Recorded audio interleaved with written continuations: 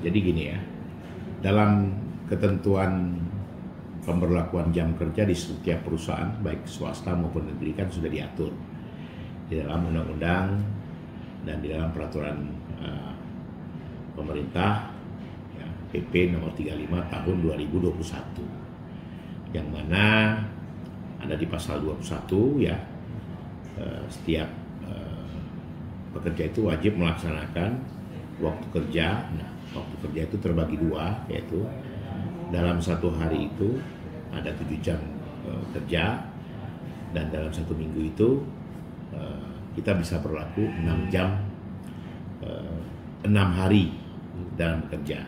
Kemudian dalam satu hari juga ada 8 jam, tapi dalam seminggu itu ada 5 hari, begitu ketentuannya. Nah, kalau seandainya perusahaan atau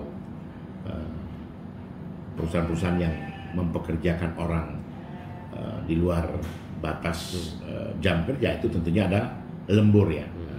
Mereka dapat lembur. Nah, terus kemudian ada yang diinformasikan berita bahwa perempuan yang sedang hamil bekerja itu tidak dibolehkan dalam aturan undang-undang kita, ya kan? Karena mereka harus dapat perlindungan dan mereka diberikan cuti hamil. Nah, itu yang diatur dalam undang-undang kita. Nah, kalau seandainya ada yang melakukan itu, ya tentunya itu merupakan pelanggaran, ya kan?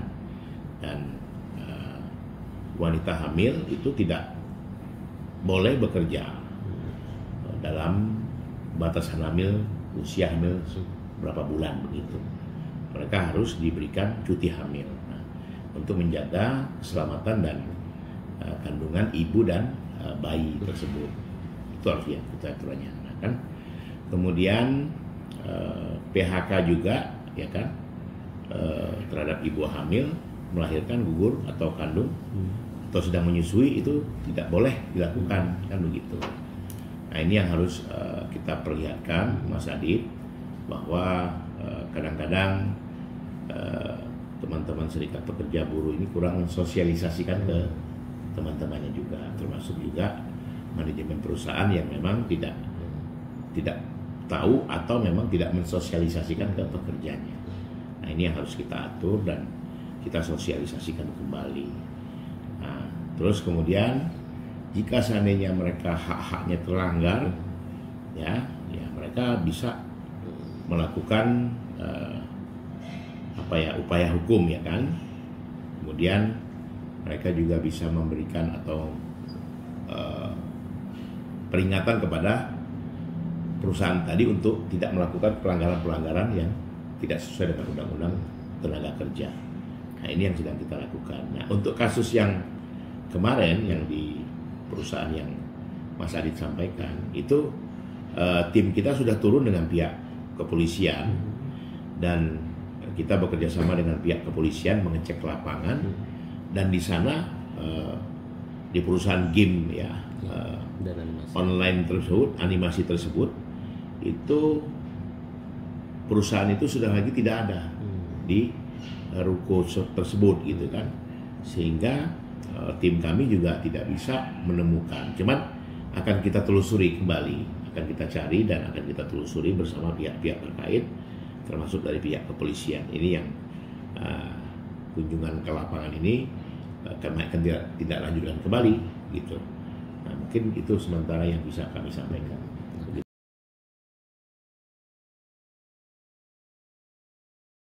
Ya, kalau memang ada buktian begitu, secara undang-undang kita wajib melindungi, dan mereka juga bisa melaporkan diri kepada pihak kepolisian bahwa mereka dianiaya, mereka diperlakukan tidak baik oleh manajemen atau perusahaan atau majikan, begitu. Jadi bisa kita tuntut secara hukum.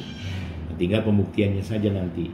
Nah, sementara memang perusahaan itu setelah kita cek, tim kita ke lapangan itu tidak ditemukan, jadi kondisinya kosong. Nah, mungkin teman-teman terlambat memberikan pelaporan. Nah, ini memang kaitannya dengan dinas kabupaten kota dan provinsi setempat ya, tenaga kerja khususnya ya, begitu.